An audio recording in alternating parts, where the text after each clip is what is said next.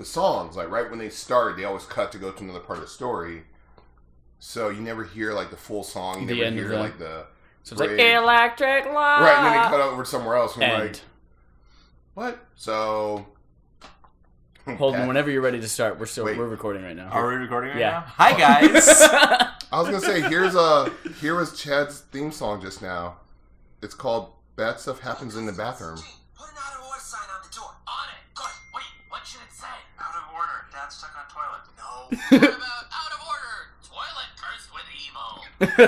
Stop drawing attention to the door. Go help your mother. Hi, Linda. I'm ready to make Bob pretty. I brought my scissors and my tweezers. Coasters magazine is gonna be my big chance now. Yes.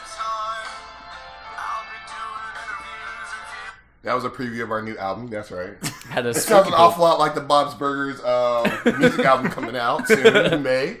But yeah, that was fun.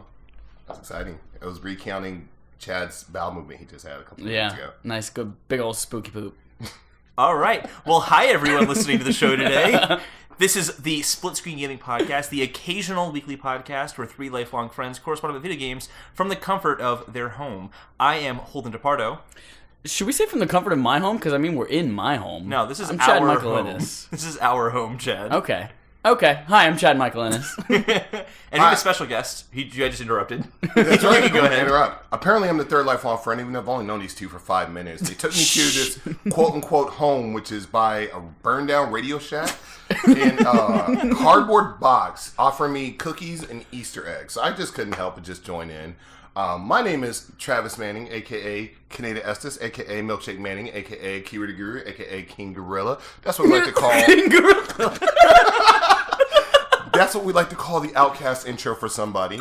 And I'm here to be the celebrity guest person for the, 8th, 10th, 1st episode of something? You're our first... I'm the first. Second celebrity guest that actually showed up. Yeah. We actually had John Cena show up. I did remember that one. Yes, I heard about that one. Yeah. I know a lot of people may not have seen them, but he was taped to the chair pretty securely. Yep. And yeah, I saw the... To be honest, Travis is right now as well, but he chewed through the duct tape, so... I'm kind of hungry. I haven't eaten most of the day. This is a very big box, so we can have John Cena tied to a chair.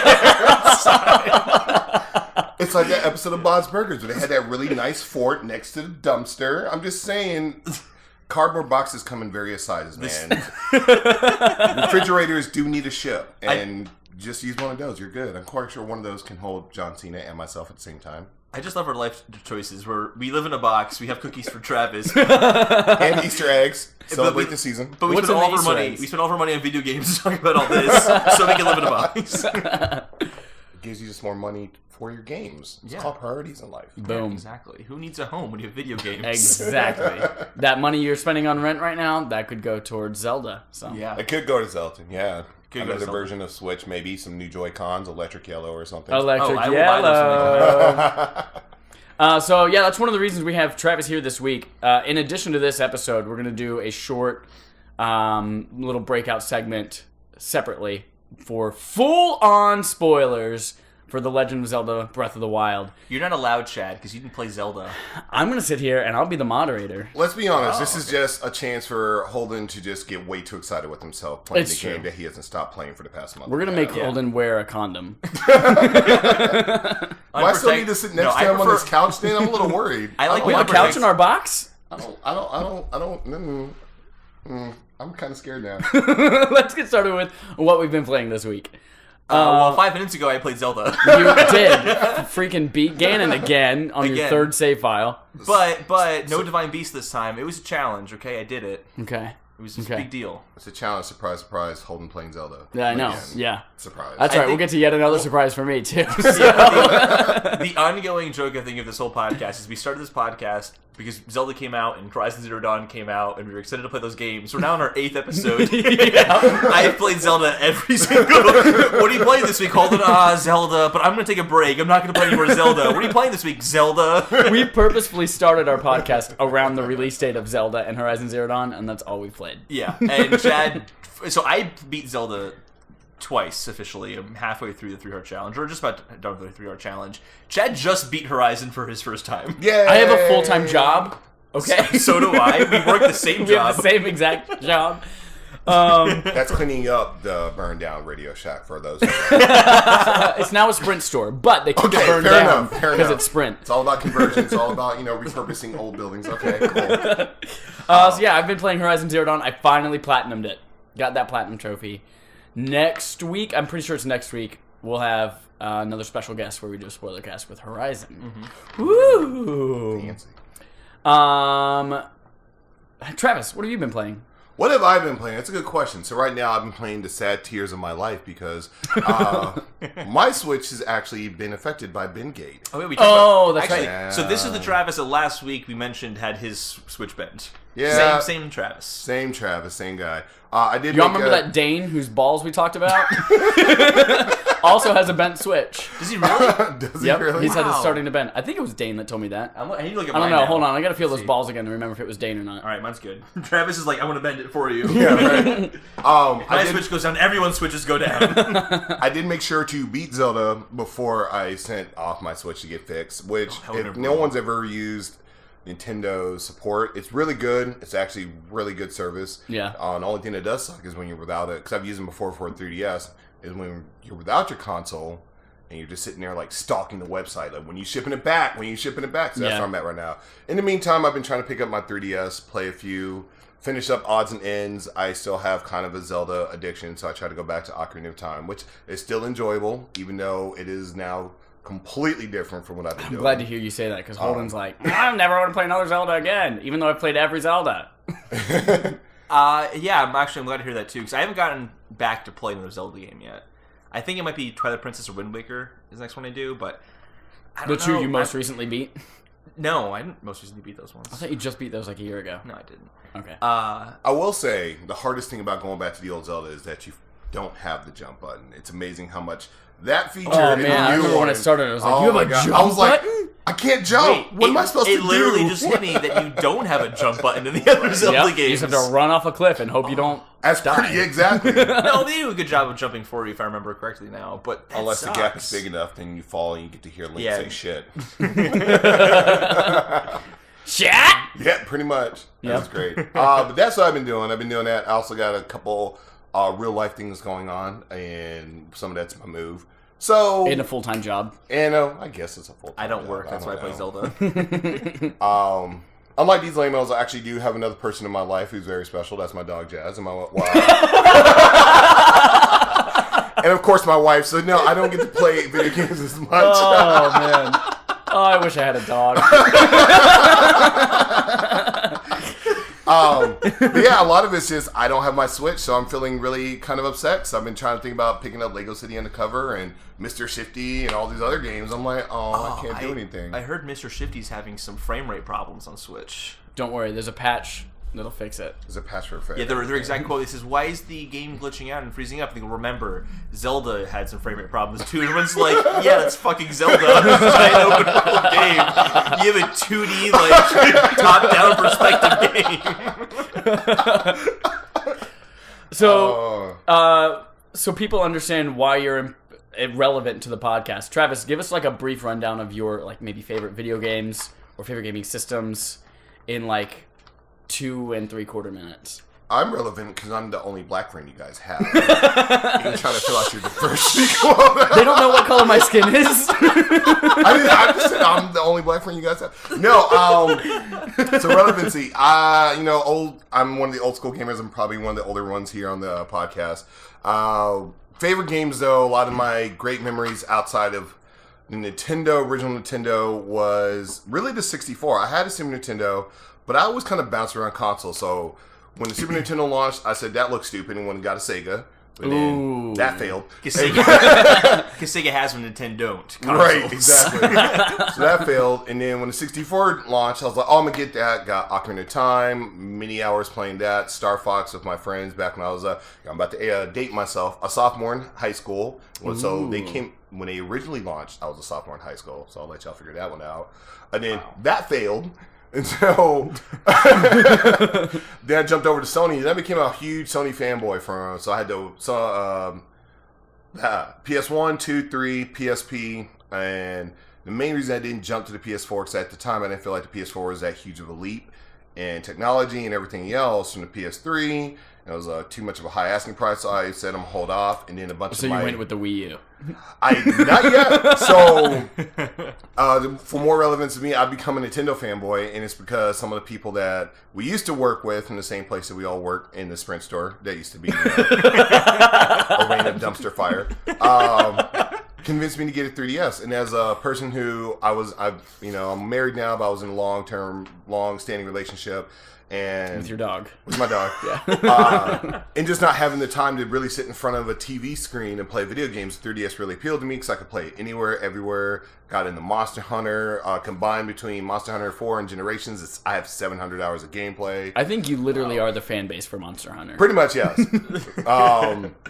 And then outside of that made me realize, now that I'm older, because I did the same thing a lot of people did in their 20s, is like, oh, Nintendo makes games for kids. I want to get into more, I want to rip people apart in God of War. And then as I'm older, I'm like, but I want to go back to pick up and play games, quick games, something I don't have to devote too much time into. So slowly I got back in Nintendo, got the 3DS, got the Wii U, and now I got the Switch that is in the trauma center somewhere in California. But yeah, that's my background in a lot longer than 2 and 3/4 minutes. I actually did not know 3DS was like your first major Nintendo console that you. Obviously, you weren't paying attention to the story. Yeah, obviously. No, but I Because mean, it like, started in with a huge gap. I'm saying, like, I didn't realize there was a huge gap. Yeah, I jumped, became a Sony fanboy, and it's funny. I got a PSP to play import games because it was region free, and a lot of Sony things are region free. And a lot of it was I was in my mid-20s in the military. I played a lot of first-person games, and I wanted to play a lot of violent first-person games. Shout out God of War. Shout out Kratos. All right, he's my homie. Okay, Returning. Did you see my VR stand?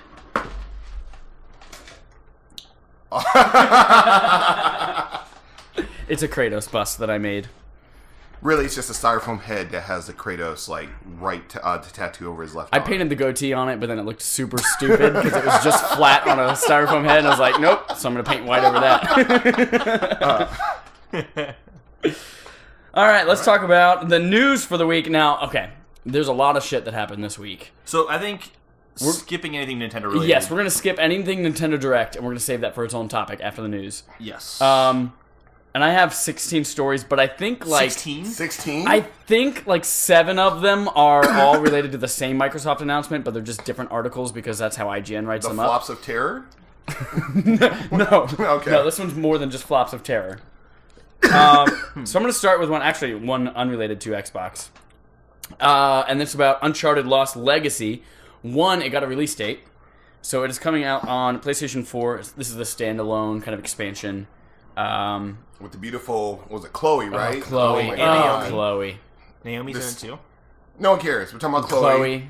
The second hottest Chloe. Australian I've ever known. The first is Jamie Dew. Jamie Dew. Oh, yes. The Dew Destroyer. Love you, baby. I still have a little soundbite of him on my phone saying peanut butter shower. Oh man. Anyway, so Uncharted Lost Legacy coming to North America on August 22nd and UK on the 23rd. Available for $40 US, 50 Canadian dollars. Who pays in Canadian dollars? Oh man.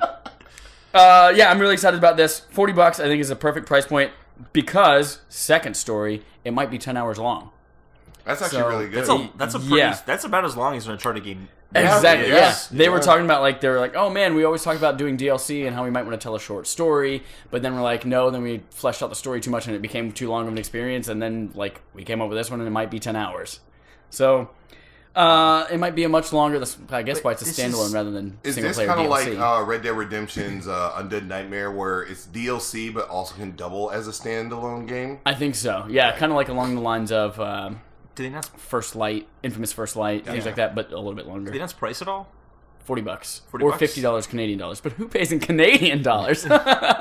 See, we made that joke. Fans of Tim Hortons, I remember that now. You know. Tim Hortons. Is that a steakhouse? I feel like that's a steakhouse. Sounds like a steak. Man, I want some steak now. Y'all want to give me some steak? That's a pretty good price for 10 hours. I want some steak. Some Easter steak. So I have some stories. Tell me a story. I actually have some Nintendo stories, but they're not from the Direct. Good night, Moon. First one is I have 2 very upsetting Nintendo stories I wanted to share. Oh. Then I'm going to probably debunk one of those, but go ahead. You're going to debunk one of them? I'm sure. Okay. Y'all ever had bunk There beds? is a Mario Kart 8 deluxe Switch bundle only in Russia. What? This is true. Yeah. This So, is true. no more debunking then. It is There's true. no debunking. Russia's That still is going to true. sell Mario Kart? Do you think it's going to have Rainbow Road in it still? No, In Russia, No, and if you play Rainbow Road in Russia, then you're getting killed. and Vladimir Putin will come after you. oh god. So I don't know. I already have a Switch, so I don't personally care about buying the Mario Kart Deluxe bundle. But it's just fucking weird. Well, the question Why is, only release it in Russia of all places? Well, I guess my question would be, as my bag of donuts is rumbling, did the Switch even launch in Russia at all? Do we know? Oh, that's a good question. Let's find out. Or maybe it hasn't launched yet. Or maybe it did, but it didn't sell very well, so they have a lot of Russian language boxes, and they're like, yo, we gotta get through some of Just this slap shit. Let's Mario throw some on it. Mario. We know people will play it. Put the Rainbow Road on there. That's going to really piss off people. It's not a reduced price bundle, is it? It's just like the game comes in the box. Yeah, pretty much. I think it's probably a digital download. Digital download? I had to think about that. I'm sorry. So I thought about like maybe it's a digital download, but that would be like an 8 gig file, which has already eaten up a good portion, like a quarter of the Switch. Yeah. It's already been in Russia. Oh, Does Mario Kart still come with a wheel? Not know the it did new in one. Wii. only the Did it with the Wii Wii U? U one. No, the Wii one came The with Wii the wheel. one, You yeah. can buy the wheel. They've been Oh. selling the wheel accessory since the launch of the Switch. Yeah, that's of all the There's ways so to many play, it's the games. garbage way. So Oh yeah, playing with real controls is the best way to play that. So that's one upsetting news story from Nintendo. The other one, this one really does upset me because I was gonna buy the NES Classic. do you have Oh, a they discontinued NES it. Classic. Aha! They discontinued it. Good. What the hell? Good. Why? You didn't read good? the official statement though, Yeah, let me read the official statement. But because there's a little hint in there that I have a feeling about. they're Well- gonna bring it back in some way. No. Yeah. So I was on the tube of views, and I saw a lot of much smarter, more in tune video game people, and there's a lot of great. Wow, I know. that makes me. It should Like- make you feel like crap. So there's a lot of great talk about it. One guy, Spawnwave, who also provided me with a lot of Switch information, had a good point. One, if anybody remembers the actual history of the NES Classic, it was never meant to be a long-standing thing. It was meant to be like, hey, we're going to put something out for the holidays. Yeah. If people buy it, they buy it. If they don't, they don't. Nintendo never meant for that to sell. And then it did. And they're like, well, screw. That seems ridiculous to me. We're gonna make this product. We don't intend it to sell that well. Well, but they like- didn't because, and the problem was the people who were buying it were people who don't normally play video games. I saw an interview with Reggie Fils-Aimé where he basically said that they released the NES Classic to appease to gamers who weren't going to buy a Switch, who weren't going to buy a new console. They just want to play the old games they played from their childhood. The problem is that Nintendo games are classic, and it's like Disney releasing their games. It's like Disney releasing their movies from the vault or something like that. Like they're going to sell a lot when they put it back in the vault. They'll sell a lot right before then because there's a lot of demand. People want that nostalgia. Like you can't. There's certain Disney movies you can't buy. Isn't that Black bullshit Cauldron? though? It's totally bullshit. It's bullshit. I don't know. It's that. So when people say, "Oh man, Nintendo just they really could have made a lot more Switches," and they're just creating artificial demand by not they're having not, enough of though. them. They're not with the Switch, but with the NES Classic, it seems like absolutely what they were doing. Yeah. And it's infuriating. They could still sell a bunch of those things. And I they're don't know. choosing I not see, to. because I've been looking into it, I see a lot of the both sides are, yeah, here's the NES Classic, but remember, most of the games on the NES Classic have already been on virtual consoles and stuff like that. Most of those Yeah. games have already been out for people to purchase in one way or another. So I don't think they ever meant for that to sell the way it did, because they're like, oh, here's Mario 1 through 3, but if you've already been using Nintendo consoles and you're already buying Nintendo consoles, odds are you've already downloaded and have most of the games on the NES And Classic. That, And the NES Classic sells almost at a loss. It's a really cheap console. Yeah. It doesn't cost much to make. And the good thing I was listening to, once again from Spawnwife, he was like, the main reason that sold was, one, to, like you said, get people who don't buy consoles anymore. But two, the reason that people like Target and Walmart stocked them because it got people into their stores when brick and mortar stores are hurting. They were pretty much selling that almost at a loss because it only cost like $57 to make. So they're selling for $69, and if you include shipping and retail and everything else like that, they're like, well, where's really the extra money coming from? But if you're getting an NES Classic to play with your kids who, after you haven't played Nintendo in 30 years, you're like, oh, here's a TV we should get for it and stuff like that. So it's upsetting, but I never wanted it. I know, because most of the games I already had in the virtual Sure. console. in one form or another. And maybe this is a sign that maybe this is the virtual console should be coming soon. Yeah, I hope that's the truth. Well, I was just gonna say, I think that to your point, people wouldn't buy virtual console games as much if they could just buy this system. Possibly, that's debatable, but they're discontinuing this. They can announce virtual console in a few months. Yeah. On the Switch, they'll talk about it at E3 if they still have the NES Classic available. And then they say Zelda and Mario Brothers and all these like NES classics are going to come to the Switch. It was like, yeah, great. I just bought an NES Classic. I'm playing it on there. Yeah.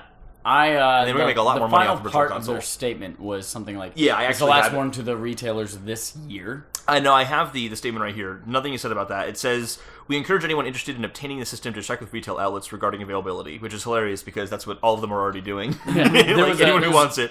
The part just before that was something about this year. The only rest of it I see on the article here is we understand that it's been difficult for many consumers to find the system, and for that we apologize. We paid close attention to consumer feedback, and we greatly appreciate the incredible level of consumer interest and support for this product. It doesn't say anything about...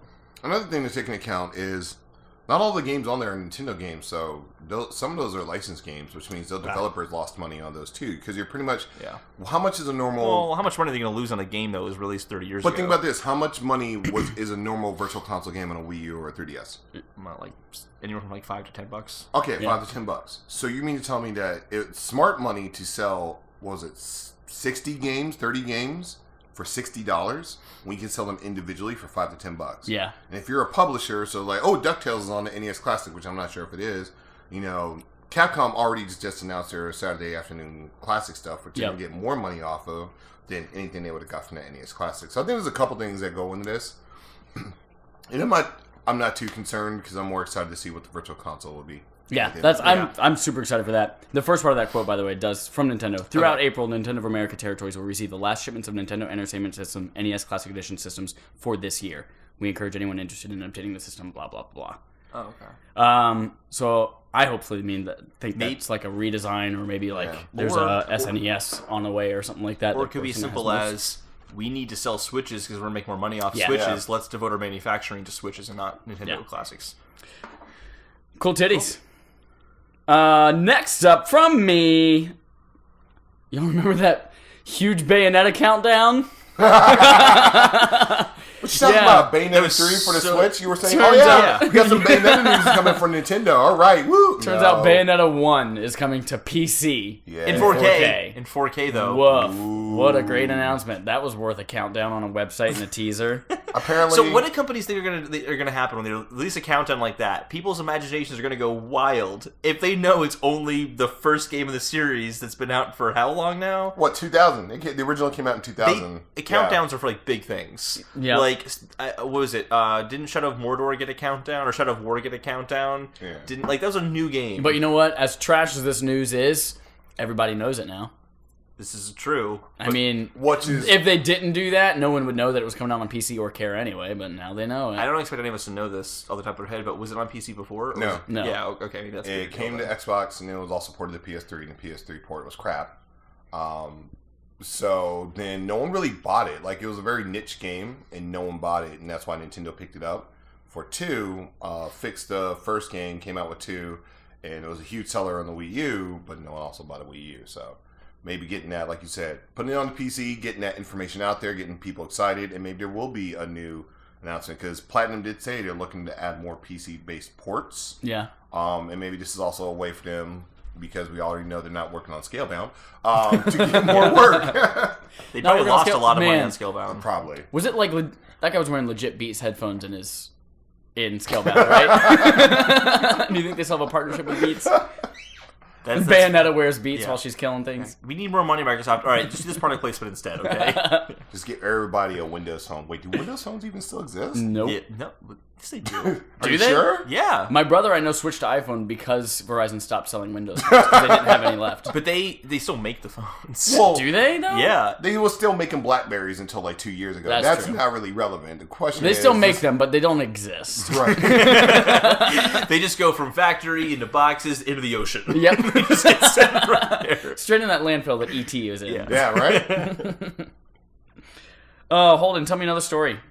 Well, you have like 17 stories. Yeah, I do. I'll tell you another one. Are you ready? Yeah. This is fucking weird. All right. First time this has ever happened. Dragon Quest XI in Japan.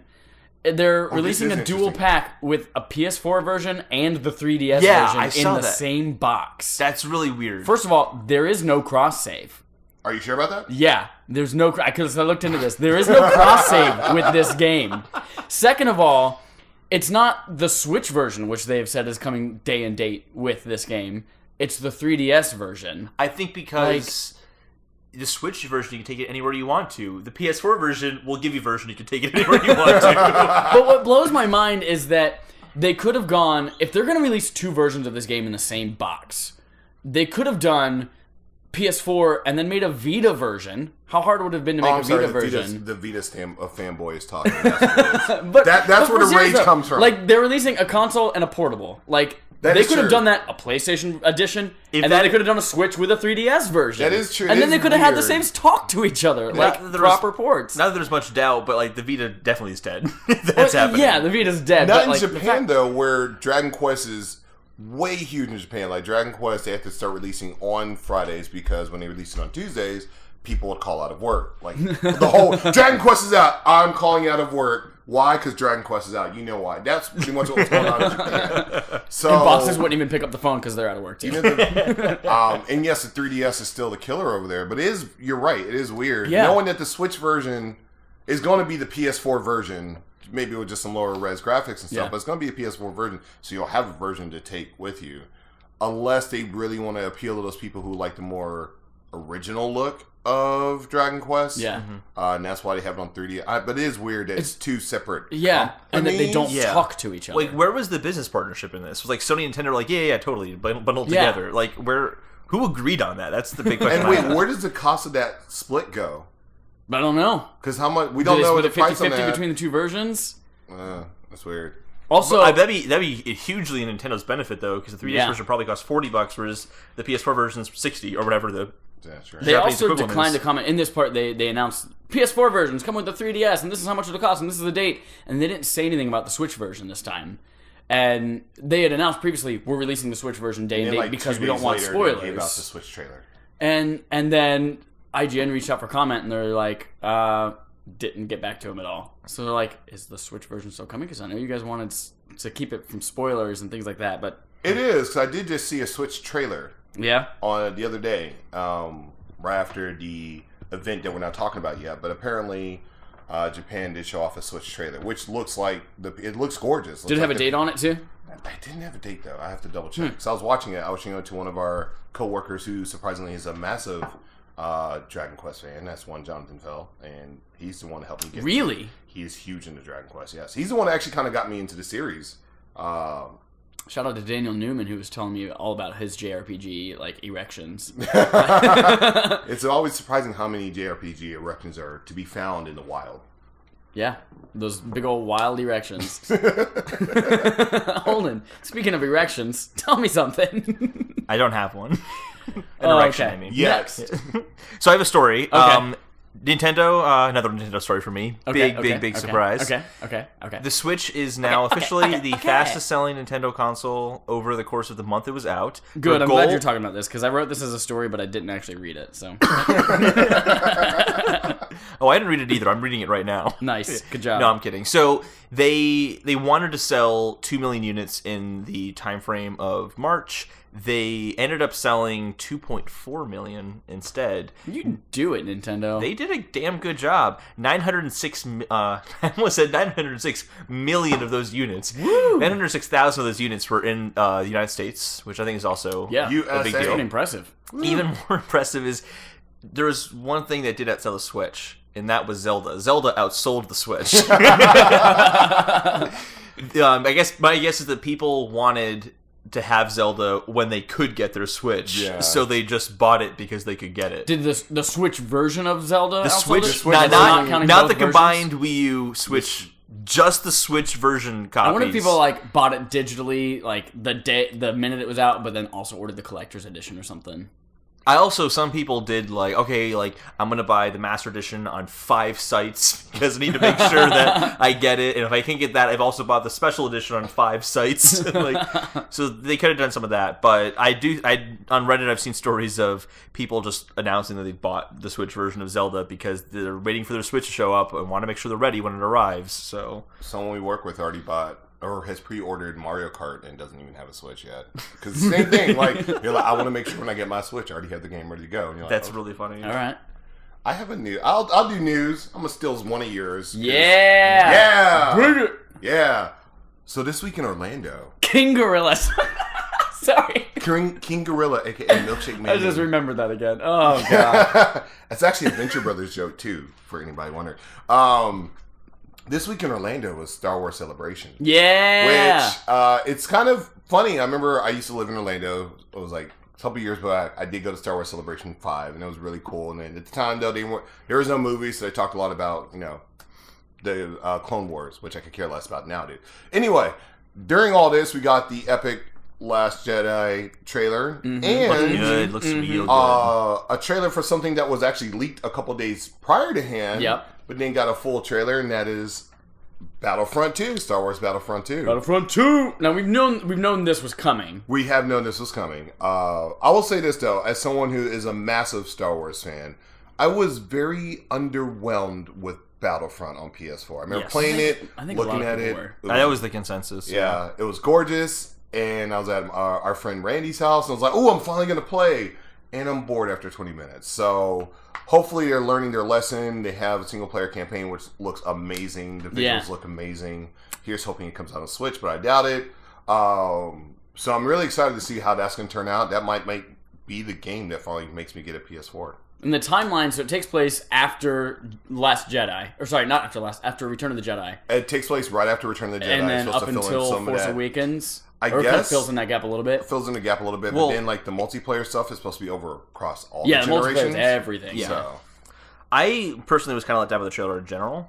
Really? Yeah, because it didn't show anything really. It showed that it's going to be a story of the Empire, which sounds cool and everything, but that's not what I wanted at a first player experience of that game. What I wanted, when this is just me personally, was in Battlefront 1 and 2, like on PlayStation 2 and Xbox, there was a Galactic Conquest mode where you basically had this map of the galaxy and you had your ship kind of moving around, figuring out which planet you wanted to take over next. That's what I wanted out of a single-player experience.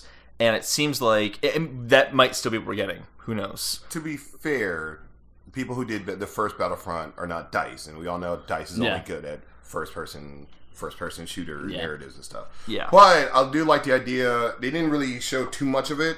The Force side, I guess you would say, but I do like the idea of getting a nice, complete story from the Empire side. I like that. That is going to be canon. You're fighting for the Empire, and you're like, all right. Oh, is it canon? Yeah. Yeah. Everything going forward is canon.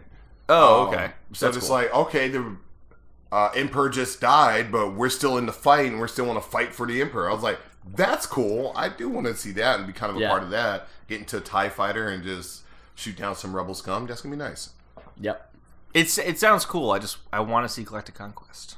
I need to see it. So then fire up a PS2 and go play Battlefront 2 and shut up. Moving on. There is one cool thing in that trailer, though, is it seems like there's going to be more space combat. Yes. So, in fact, I think the guy who was the director on the X-Wing mission, the VR mission for the first one, is in charge of a lot of the space combat stuff. Okay. Something else that they had mentioned too is that there will not be a season pass for this one. Yes, I actually had that as a story. That was my Battlefront 2 story. Was no season pass. Yeah. I love that idea. Yeah, they said we don't want to fragment our community. Last time it didn't work well because we started out with so little and then kind of built on it from there. They're like, we don't know quite yet what we're going to do, but we want to do something better than we did last time. So I love that. Mm-hmm. Yeah. I have one more story. What do you guys have left? I have 1, 2, Chad has 3, like 44. 4, 5 things about Xbox Project Scorpio. All right. Okay, I have one Xbox related story. Okay. Why don't I share mine and then you want to share like 2 or 3 more? Yes. Okay. So I thought this was cool, but Microsoft is testing out a refund policy. Yeah. That for digital purchases, where it's not like you call in, but like you can just go back to the Xbox store and get it refunded as long as you haven't played it more than 2 hours. It's similar to Steam's kind of refund policy. Yeah. I hope that gets adopted by everyone. Yeah. Right now it's just part of the Xbox Insider program. Yeah, so this is like beta testers essentially testing out this program to see how well it works. It might not happen. Yeah. I think it will. And it's what I like about it too is it's self-service. So it's just like request refund, done. You don't have to like talk to a customer service representative and plead your case. It's a ridiculous thing to call in for. It really is. You should be able to just go to a site and say, I don't want this anymore. Yeah. I wonder though, so PlayStation's policy on digital purchase refunds, you have to call in, you can get a refund, but you cannot ever download that game again. You can't even buy it again. Like, it will not let you. It was a problem they run into with No Man's Sky, where people would ask get a refund, being told they can never play this game ever again. So if it gets updated and there's some really cool stuff in that update, you can't ever buy that game again. What if you call back and they're like, "Hi, my name is Schmolden DeSmardo. I want to buy this game." So my trick is I just didn't return it. But I hope that's not the case, because that would kind of suck, because sometimes games do get updated later on that make them better. Wait, how does that work? Do they lock out your system or your account? That's a good Probably your question. account. Probably like... Because then if you made a second account Yeah. or another account, you could technically probably re-download it. Yeah, or you can just go to a store and buy it. Well, who would want to Yeah, go to a you store could- and you buy could No do Man's that. Sky? I just feel like... who would want to buy No Man's Sky? All right, you have to hold your head in shame. Like, yeah. Why is this even a thing? Nobody should buy No Man's Sky. Those updates are pretty cool. I haven't played it since the updates came out. They're pretty cool. I haven't played them, but they're cool. I've seen images, I guess. They're there. So I'm going to try to breeze through a lot of these, because it is one of those things like Phil Schiller just made had a talk, and then there's like split up 5 into, new stories different out of it. articles. Cause, It's really one story. yeah. This would be first Microsoft's one is Direct, basically. Microsoft. I don't know. This isn't really a story, but for some reason they did it, and it's weird. But they showed off the Xbox's Project Scorpio dev kit. Did you guys see the images of it? Yeah, I did. Like, There's like a toggle to switch between Xbox One, 1S, and yes, you can switch Scorpio. between the 3 different versions of the console to make sure it runs smoothly That's on all weird. 3 of them. Yeah, it's just weird that they showed off an Is this just to make development sure kit. that the game runs Wait, well this is- on all of them? I don't know. I would assume, but maybe this is like a test. Like, this is the box, guys. We just Are you impressed? Oh no, that's not really the box. If you're not impressed, no. Yeah. No, it's definitely not the box. It would be a really shitty design if it was. It's a functional thing. Really quick on that. One of my favorite things about the dev kits is they had to change the models once because the developers would stack a bunch of them on top of each other, but they were getting so hot that they had to like redesign their circulation. They were getting so hot they were bending. They had to send them back. They had to send them back into Nintendo to get them fixed. It's like a stack of 10 Scorpios all slanted inwards. Next one is Microsoft is taking a more open and inclusive approach to VR. One of the things that they've always said Xbox Scorpio is going to be compatible with VR in some way. I've always thought it's going to be some kind of partnership with Oculus, but one of the things they had said is that they're not tying themselves to any one piece of hardware. So they're going to support it without tying it to hardware, and that makes me think it's going to be more like VR works on PC, where you can plug in a Vive and use it, you can plug in an Oculus Rift and use it. It's all more about that Windows 10 integration instead of actually being like compatible with one specific piece of hardware. I would prefer that because, especially with VR, it's something you're wearing. You might find Oculus more comfortable than PlayStation VR, but if you're on PlayStation VR, it doesn't matter. Like that's the one you have to use. Yeah. So I'm fully in support of that. That's Oculus is still a thing in about a year, but yeah. Anyway. Yeah, and they're also inviting any VR developers who are not currently in like an exclusive contract or something like that to help develop with them. How many of them are there? It seems like every single one is exclusive. This is why I'm to some glad set. I haven't jumped into VR yet, because it's always like the fragmentation wars. Whenever new technology really starts hitting the scene, when you had like HD DVD and Blu-ray, and then when shut up. But then when we got I just laughing because I remember that. when we started debacle. getting It's into hilarious. like 1080p TVs, there's so many different ranges of 1080p, and even 4K. I remember reading an article how technically different companies have different ranges of what they consider 4K. Yep. Yeah. And let's say you buy a 4K Sony TV, but you have like a Philips audio system and something else, like you may not get the full 4K experience. Yep. So Randy bought a multi-$1,000 4K TV that's like 100 inches or something ridiculous like that. can't do Netflix in 4K because he just missed the time where there was a certain box that had a codec that allowed it before they developed whatever the standard is. Yeah. And I was like, I feel like that's going to be the same. I love competition. I love people, but there's still not a standard yet. Yeah. Standard-ish for VR. So I'm curious to see how that's Have you played VR yet? No, something tells me that might happen today. Oh, dude, yep. You're going to have to do that before you leave. Before you leave our box. We have a cardboard box and a burnt-down Sprint Radio Shack, but we have a VR headset, guys. We got that from the Radio Shack before it closed. To keep in the theme of the cardboard box, it is one of those cardboard VR sets that you just put the Samsung It's a Google in. cardboard box that we live in, yeah. Oh, yeah, nice. A couple more really quick ones. He talked about backwards compatibility and how that's really important to him.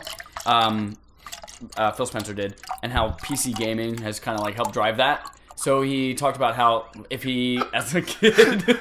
I'm sorry, I was peeing. Dude, you need to get your prostate checked. You're about that age that you need to start checking that. It's already terrifying. You guys want to know a weird story? A side story. My dad's a chiropractor, but he had to do a lot of med school stuff, and part of it is like learning to check a prostate. And he's legally not allowed to check people's prostates because his fingers are too short. How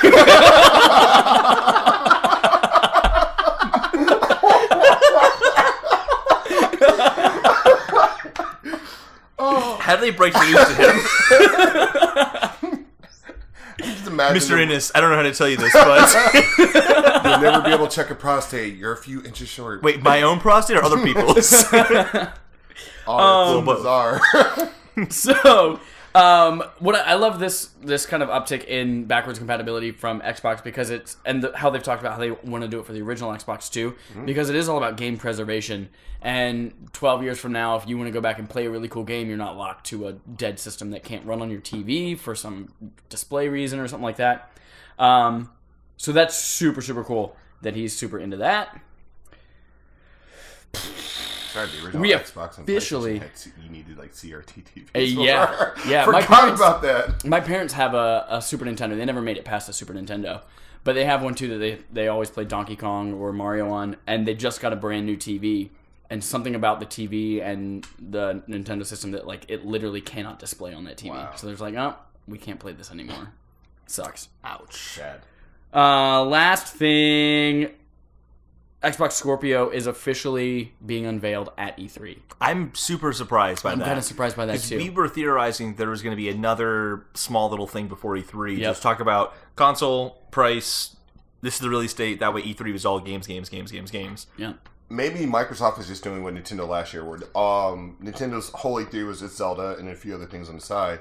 Because Microsoft's E3... They had something else besides Zelda? Pokemon. Yes, Pokemon. That's Yep. right, they had Pokemon. But because they were talking about the floor plans for Microsoft, and they're so much smaller than like Nintendo and Sony's massive tent floor plans. And maybe that's all it's going to be is like they're going to show off Scorpio because right now they're not really... they're not batting 1,000 on games at the moment. All the exclusives... But they have to. If they release a box without any reason for people to buy it, Especially like, when it's the going to games cost... are the reason. It's apparently going to cost more than a PlayStation 4 Pro as well. Yeah. Right. And I agree. They can't just rely on Shadow of War looking better on it. Right, because we're getting to that point where unless you have a 4K TV, unless you're one of those people who are all about, like Randy, that, I want to have the most intense looking thing, no one's going to care. I don't care about having the most intense looking visual if the gameplay or the games aren't there or anything like that. There's already a market of people who can play the most intense, best looking games possible. Right, it's called PC. the PC market. Yeah. So why make a console going after the PC market? The PC market will always exist and always be a thing. Especially consoles, with Microsoft Play Anywhere, you literally can play those Xbox games on your PC already. So did they really need to put Bayonetta on Steam? Because I'm an Xbox game. I almost said Phil Schiller. I like Phil Spencer a lot, but I don't understand what he's doing with Microsoft. I feel like really he's don't going get down it. the Sega path of let's be as powerful as we can, and then the developers will come to us. And you're like, no, that's not necessarily the case. Scorpio to me just feels like a gigantic, overwhelming response to games run at 100p resolution better on the PS4 than they do on the Xbox One. Yeah. Didn't matter then, really. It was just a news story. It doesn't matter now, yet they're releasing this giant console to counteract that argument. And it I'm doesn't. optimistic, and I'm just hoping that they have all of these cards up their sleeves that they're pulling out with games at hope E3. so. Yeah, they have so many cards on They the have to. sleeve. If they don't, like then they're Crackdown and Well, Crisis. I don't know. Scalebound. Yes, Scalebound. Cuphead. Oh, it'd be the greatest Cuphead surprise is going to ever. use the You know what shit it out of is? Xbox Scorpio. Cuphead does look awesome, though. It does look great, Really but- good, yeah. I figured it out. They're gonna release Half-Life 3 on it. Oh, That would be no, sir. If they did that, that would sell the console like crazy. But I mean, it's Valve. It Who is owns Valve. Steam. Well, so- right. So it would also be on Steam, and you could just play it better there. They so. release their games on every platform. Here's the thing about Valve, though. Valve has said this about Half-Life 3, that they would only release it if there was something different in gaming technology to warrant it, The Scorpio such is as different. VR. Yeah. But VR is, and VR will be supported on Scorpio. But VR. But that's a total long shot. That's not like, I'm not actually going to put a theory down on that. It's going to happen. But if you want to go down that path. I don't know. My thing is also, can the American market still sustain Microsoft? Because it's one thing when it was like Xbox and Xbox 360, but they can't make a dent in Japan. And right now, all the big exclusives are coming. Like Japan's development has really kicked up after getting their asses handled to them by the Western market for so long. Japan's really stepping back up with their development, and if they can't break into Japan, I don't know how Xbox fares in the rest of the world, but if they can't break into Japan, they're still going to be struggling. Yeah. I've said it, but I think that of the three, Nintendo, Sony, and Xbox will be the first one to go out of those three. Yeah, definitely. I don't think any of them are going disagrees. to go. I they're all think gonna stick Xbox around. is going to go eventually. Nintendo, surprisingly, despite what people think, Nintendo will always be the last. Cool. I'm going to throw out two more news stories, and I'll let you guys take over for the Nintendo Switch. You have nothing to say with the Direct at all? The Direct. Sorry, that's what I meant. I mean, you have nothing to say with the Direct? You have nothing to say about it? Well, I'll Don't chime in you a little care bit, but I'll about let you guys Nintendo? lead that sexually. Prey demo the coming demo. April 27th. That game is coming in like 2 weeks. Oh, that's right, it is. So the demo comes out for that playable, the first hour of the game you can play in, what is that, like 11 days now? that's So exciting. that's coming very soon. And this one, not really any news yet, but Dark Souls teases a new game with the line... Dark Souls publisher teases a new game with tagline, prepare to dine. As soon as I heard that, Oh my god! as soon as I heard that, Oh I'm my like, God. I was thinking that maybe the guys who made Overcooked are going to partner Oh my god! with From That would be Software. so good! It'd be so good. It'd be great. Official reveal coming on April 20th, so look for that in a few days. And that's it. So our next segment is going to be that Nintendo Direct, those sexy yellow Joy-Cons. So this is the very first Nintendo Direct post Nintendo Switch. It was pretty light, I would say, but not in a bad way. I think they kind of got stuff out of the way so they can make E3 more exciting. Because Yes. the two big things they talked about are all coming out post E3, which is ARMS. ARMS is coming out pre-E3. No, it's not. Pre-3? No. When's E3? E3 is like E3 June. is the second week of June. ARMS is coming out in July, right? No, June No, 16th. But June still, 16th. like, So it's like a week Oh, so, after. yeah. but it's still Or the like week of or something like that. yeah. So they did that, but then Splatoon they also announced is July 21st. First, yeah. Both of those are post E3 games. Technically speaking, they're both post E3 games. They were going to announce ARMS before E3 anyway, because of how How close many, it is how to many launch. different Fire Emblems did they announce? Just one, Oh but my God. with, Well, with they some just- DLC. Yeah. Well, my thing is like, even though they're post quote unquote E3 games, these are games that we already knew were dropping before any E3 plans were ever Yeah. said. They've already Yes. said that ARMS is going to be dropping spring. They already said that Splatoon was dropping summer. So that was never a surprise. So just other than giving us the dates, we already kind of could They didn't. theorize the dates anyway. Because it feels like right now they're trying to drop a big game per month, which Yeah. I'm liking this. I know a lot of people feel like they should have more games. So I'm like, no, because by the time I'm really tired, which it hasn't happened, of Zelda, we got Mario Kart. And then by the time I'm done with that, if I want to jump into Street Fighter Camp, but there's other games like the Sky of 5 and other stuff like that. And by the time I'm done with that, then we go right into ARMS, and then we go into I'm right getting around more and E3. more excited for ARMS. Oh my god! It yes. looks the video they showed off too is awesome. You're playing in the stadium is called the Ramen Bowl, and it's because you're literally in a bowl of ramen. That's like doesn't have any ramen in it, but like it's a ramen bowl. Yeah. And it was a fun level. It looked really pretty.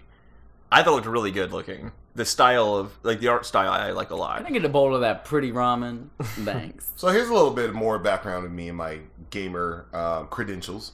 So because I got really into Nintendo, I got to go to the Chicago Switch event. So I have already played ARMS. Oh, you did? Yeah. Oh, okay. That's one of the first things I did when I went in there. You have to tell us about it then. ARMS. ARMS is going to surprise everybody that's never touched it, and those who have, I'm sure they're going to get even more enjoyment seeing more characters come out, more things come out, because the 6 people they have now, we know Nintendo's better than just like, oh, here's 6 fighting characters. Like, there's a whole slew of stuff coming. The thing about ARMS that's really crazy is it's going to take everybody a minute to learn to play. It's super responsive. The controls, you don't, unlike the Wii, have to move your hand so much. It's just tight, little flick of your wrist. But there is strategy where, if you saw in the trailer that they did, you can throw your fist one way and then throw your other one around it and curve, or you can do really cool trap moves. You can grab and you can do all these cool dodges and stuff like that. I remember playing it holy crap, this is amazing, and I don't have enough time to really jump and divulge how much I really wanted to, because that game is way more in depth than any of the trailers have shown so far. So I was pulling up a list of all the games that are being talked about with the Switch. Maybe you answered this already, but did you play ARMS without the motion controls?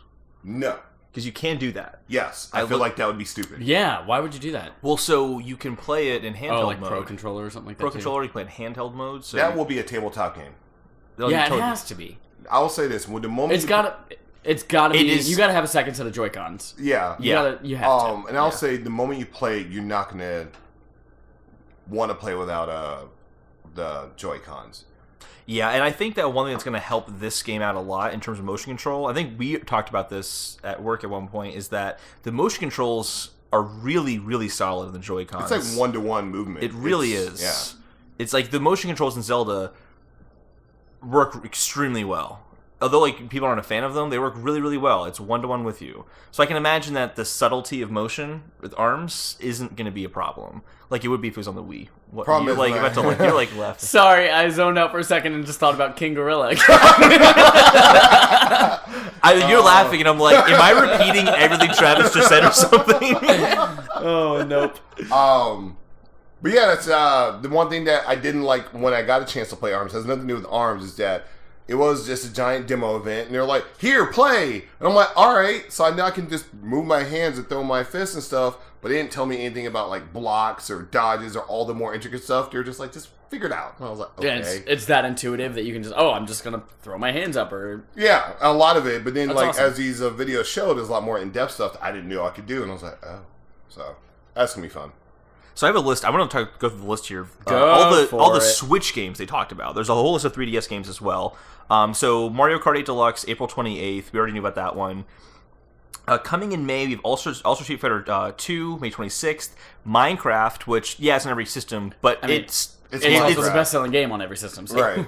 It's also going to be have some Nintendo-specific things. So you'll have a little Mario world that you can explore. Cool. With Giant Mario and Peach and Luigi statues and stuff. So that looks kind of fun. fun. If you're into that, that's awesome. Yeah, if you're into that, it's awesome. It's also just a system or a game that makes sense, I think, on the Switch. Yeah. Because as a kid who's my brother was 10 years old, he'll play that at home. He'll play that on the go. It's the perfect way to do it on the Switch. I have a question before you go down this list. Think about Minecraft, and we're talking about go on the go. When the Switch first launched, everybody was very much about the battery life and how long that lasts playing Zelda at full max. Has anybody tested the battery life on these other games? Nobody's ever played any games. Yeah, I don't know. Well, obviously by Holden, we know that no other games are being played. Hey, I actually bought a lot of Switch games. Do you play them, though? I do.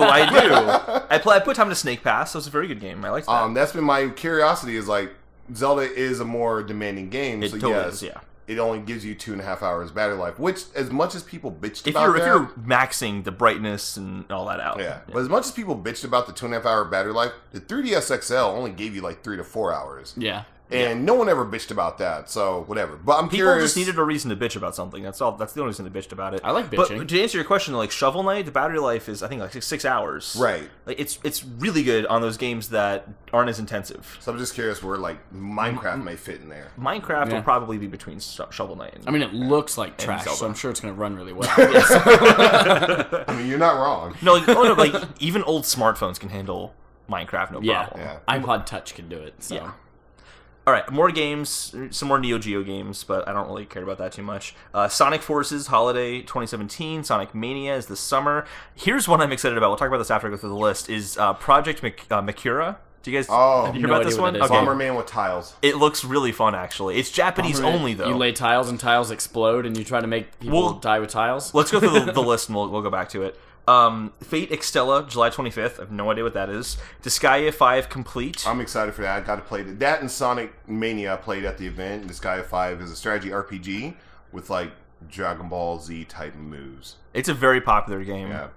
Puyo Puyo Tetris, the demo is out now. It comes out in April, or this month. That's the one. That's one of the ones that's going to be more expensive on Switch, right?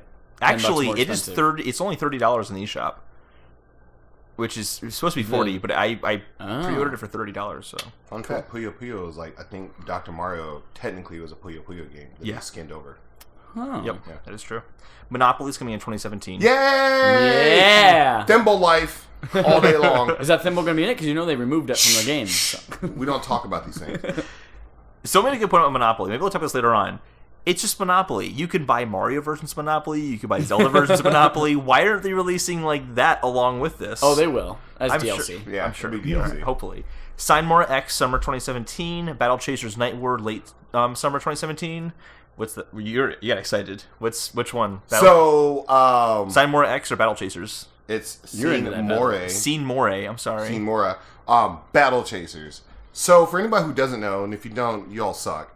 I probably I suck, suck. then. Chad and I both suck. Travis is the only cool person on this podcast. This is very true. I'm the Billy D. Williams of this crew. Battle Chasers was a comic back in like the late 90s, early 2000s by the amazing artist Joe Madureira, going by Joe Mad. Then he decided to leave the comic industry, like an idiot, to go make and focus on video games, some of which at the beginning of his career never launched off. And then he finally struck gold, hooking up with THQ to make, not Battle Chasers, but Ooh, Darkstar. that's a sentence you'll yeah. never hear nowadays. Struck gold working with THQ.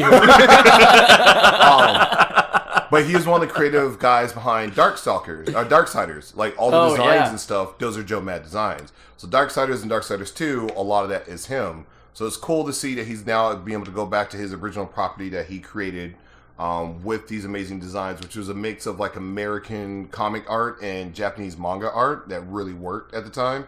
And this was a Kickstarter campaign. So it's going to be an RPG in this really cool fantasy realm based off of the Battle Chasers comic book. So I'm super excited. I knew it was coming, but did not know A, it was coming to Switch, and B, it's coming to Switch first before everybody else. So that was a huge big thing from that. Nice. So yeah, Switch will be getting that one first. Sweet. 3 more things on the list. Go. We have Payday 2, which Travis and I are excited about. True story. Payday, P-E-I-D-E-I, means I farted in Portuguese. Oh, Interesting. Payday in this case is about a banking heist. Very different. I If believe you say that's Payday 2, however, that means I also farted. We have Namco Museum coming in summer 2017. Yay. And I'm excited about this one. The standalone Switch dock is coming May 19th. if you can Yeah. If you can find it, yeah. find it. If you can find it. Also, the power adapter for it is an extra $30. They it's don't $90 They don't have a really. power adapter with the Really? standalone. Wait, what? Yeah, it's $60 for the standalone dock, $30 for the power adapter for it. Oh, now I'm a little less happy about getting a standalone dock. Yep. I have a dock just to sit there and not do shit. No, what? I was thinking Yeah. about getting one for my place so when Holden brings over his Zelda, we can play it. Right. Or, So when I come When I bring over, over your Zelda. that's what That's Switch all is. the It Switch is the is. Zelda. It's a Zelda. because I'm moving and eventually I'll have my own little office, hopefully. We'll see. But I was like, maybe I can have one in the living room. Maybe I can have one in my office, and that way I'm playing games, switch between the two rooms and stuff. Yeah, I don't want to spend $70 Yeah. for that. Yeah, it kind of makes me think, how much of the Switch, like, $300 price is the actual Switch console, and how much of it is like that dock? Yep. Because it's like the dock. $80 It's for the grip, the Joy-Con grips, the dock, the... No, seriously, yeah. No wonder why their Pro controller didn't come with it. Because then it would be like $400. Thanks, man. I didn't even think about it. I guess it'd be like maybe $100 for the Switch itself. Yeah, so what is it? So you can buy 2 Joy-Cons together for $80. For $80. $80, yeah. So the And apparently- $60 for the dock. Well, also apparently, this is a good note though. They don't make almost any profit off of the Joy-Cons. I think they actually lose money off the Joy-Cons. Oh, really? Yeah, because it costs $45 to make a single Joy-Con. Oh, that's right. You did. What was that the last time you alright. said that? Yeah. So $90 for Joy-Cons, $60 for the dock. That's $150. $30 for the power Actually, adapter. It's $180. I do think Holden's right. A lot of the Switch is actually, it's not necessarily being sold at a loss, but let's say they make $10 per Switch sold. Yeah. I think that's what's going on. Yeah. They made it and they're selling it at probably the bare minimum to cancel it right now. Nintendo's never sold a system at a loss. No, Right. This is the closest I think they've come. Yeah. But even still, so if they just sold 2.4 million Switches, and let's say they made a profit of $10 per Switch, that's still $24 million that they have. So that's not bad. Yeah. I think they're also going to make a lot of money off of like Mario Kart 8. Probably didn't require that much developing effort. They're going to sell it for $60. Literally I the same still game, think but it's with worth battle $60 mode, too. Like I'm going to pay $60. Battle for mode it. alone, they could have made like Mario Kart 8 $5 and the battle mode is DLC for $60, and be like, yes, please, thank you. Because battle mode in Wii U, I played it for 30 seconds and I was like, nope, never again. Can I just point out how freaking excited I am to play like Mario Kart 8 on the go? That's like the Oh best my Mario God. Kart version. It's so good. I don't get it. Like Holden today said, that game's gonna be so good. Mario Kart 8. And I was like, yeah, you know how it's gonna be so good? Because you literally played it already on the Wii U, and you played the shit out of it. I did. I put more time into Mario Kart 8 on the Wii U than any other game on the Wii U. I don't get it. I don't get how like $60 again for the same game with battle mode. But here's the thing: I can't lay in bed and play my Wii U. But you can. It has a gamepad. Hold up, yeah. No. Actually, here's the shitty thing with the Wii U. My bedroom is right next to the living room, right next to But it. because of that wall. The range doesn't make it to my Yeah. bed. Oh my gosh. So I had to bring the console in my room with me. Not that I've ever done that before. That's why I got to Switch. A lot of it is, and for me, a lot of it goes back to more of like the 3DS playing. Because Mario Kart 7 was fun. Yeah. But it's funny how the moment I touched Mario Kart 8, I never really went back to Mario Kart 7 on the 3DS. But being able to play that in the go, anywhere you want. One of my best, and I can't wait till this happens, and won't happen with something like Mario Kart. One of the best experiences I ever had with my 3DS, I remember it was when Smash Brothers, the demo launched. Yeah. And I got on the red line, leaving work, and I happened to get on the train. There's a guy playing his 3DS. I look over, and he's playing Smash demo. I'm playing the Smash demo, and all he said was like, "Do you want to battle?" And for 2 stops, mind you, he was supposed to get off at the very next stop. For 2 stops, he's like, yes, and he purposely missed his stop so we could play Smash Brothers on the train. That is awesome. Going Did you north. kick his ass? I did kick his ass. But it's one of those things like that's where the true magic of the Switch is going to come into play. Yeah. Where I'm excited, but there's like most of the people we work with a lot of them have Switches now. A surprising number of people have Switches. Right, who've never That had can a fit in this Nintendo box. system. Yeah. And most of them did not have a Wii U. Most of them didn't have a Nintendo system for a couple of years. So being able to play with them, we're going to look like the kings of Mario Kart because we have been playing it. But being able to play with them, Pretty good at Mario Kart. Pretty good. so he says. But No, I rank pretty well in the online matches and stuff. I do pretty well. Those I stopped Japanese playing kids Mario are really Kart. good too. I always played with people who were not that good at Mario Kart, and I always was like, this is fun, but like, I'm just way ahead of everyone getting green turtle shells and bananas, so this is not fun for me. Mm-hmm. So, like, playing with people who are good at it, I might have a better experience. But yeah. Yeah. I just never really had Plus fun the with it battle 'cause it's mode. too good. Let's be honest. The battle mode is going to be great. And I was just actually reading about there's a new mode they have. It's supposed to be like a cops versus robbers mode. In Mario Kart? Yes. Whoa. Hold on, I gotta find this article. So while they're pulling it up, so the reason battle mode is a big deal for me is the first version of Mario Kart I ever played was when I bought my own Nintendo DS, and I got Mario Kart DS with it. Like that was the game I got. The first time I bought a system without Zelda, and battle mode was one of the highlights for me. Like there was this cool level, I can't remember what it's called, but there were like 4 big like block pyramids almost. Yeah. And you were just driving in between them and on top of them, and you were, if you found a guy, you just threw your shell at them and like popped their balloon. It was awesome. It was so great. So much fun. This is coming from NintendoLife.com, and they're talking about they had a chance. Just threw your shell at them, popped their balloon, and it was so fun. And they were talking about they got a chance to preview the game because all the big reviewers and websites and online personalities get to preview. So maybe one day you guys might get there. Doubt it, but maybe. Thank you so much. Post T3. Post This E3. year, Yes, this year, that's yeah. what we're going for. But they said Renegade Roundup is all new and not seen before in the series, and adopts a cops and robbers approach in which 2 teams each get a run on each side. When playing the role of the cops, you have a police light and a piranha combo in your cart, and the task is to find and nab the criminals, which, by the way, are not visible on the track map. When you snap them, they drop into a prison cell that does display on the map, and the fugitives can either rescue their trapped buddies by running over a switch under the elevated trap.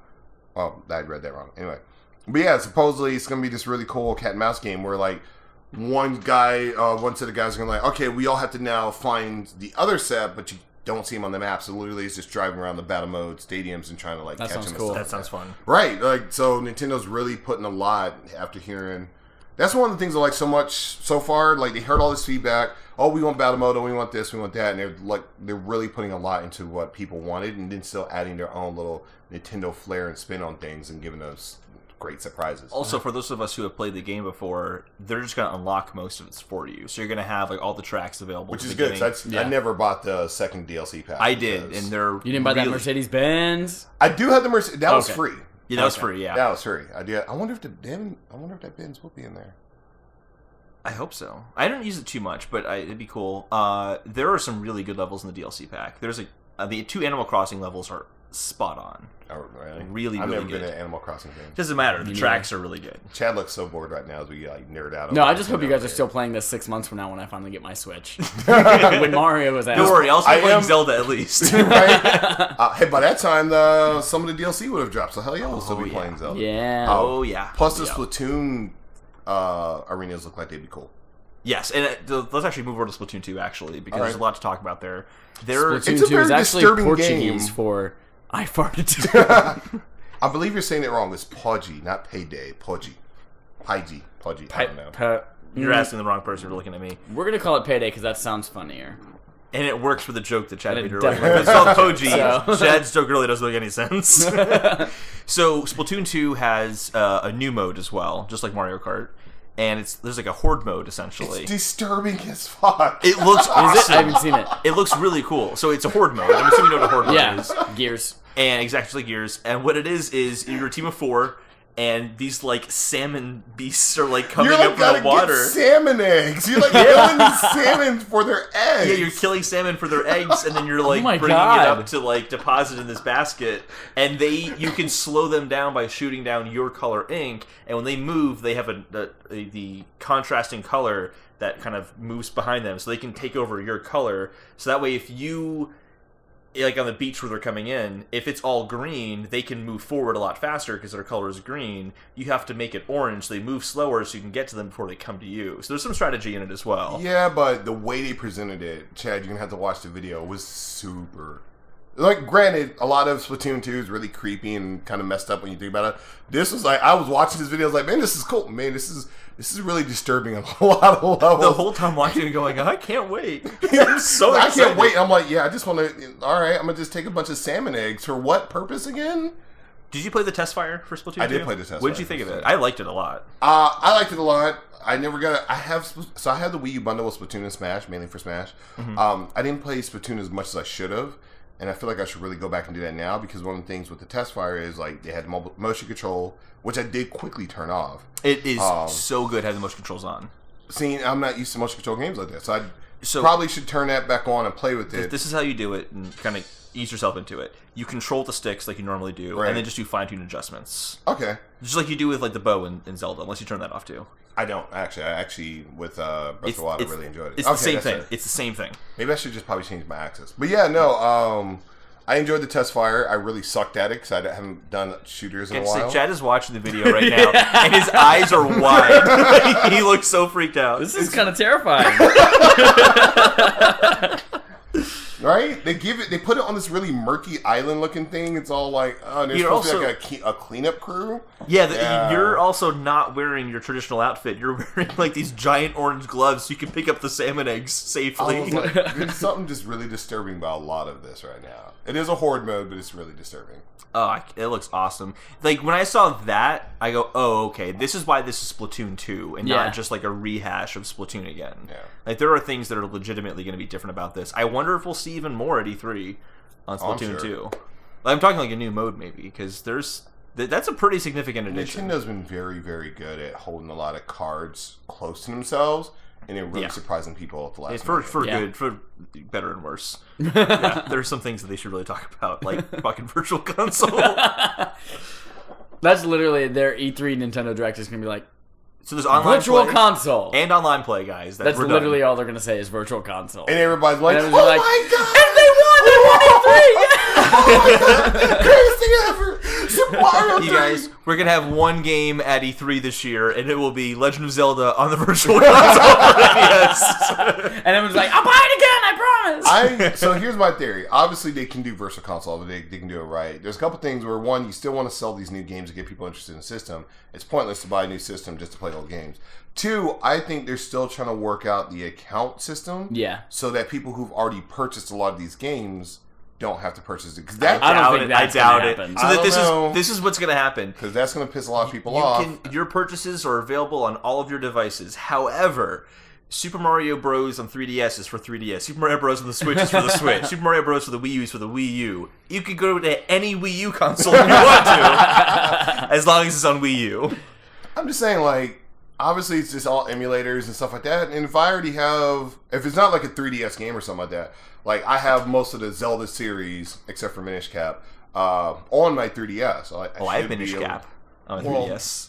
Ambassador program. Oh yeah. So I would expect buying 3DS when the Virtual Console launches, they should be able to make that transition easy for those of us who've been around for a while, as opposed to all the new people, because we don't care about you guys. So. I really do want them to bring. I mean, this is like going into like E3 predictions stuff, but like I really do want them to bring Virtual Console to like purchases from 3DS carryover. Yeah. If I have to, if they do that, literally, it's fine. I literally I own think going every forward, they're going to do that. Switch and whatever's in the future, you'll have that. I don't think it's going to be retroactive. If they don't do that, there's a serious problem. I think they will, because I think that was one of the reasons for the whole one account for everything.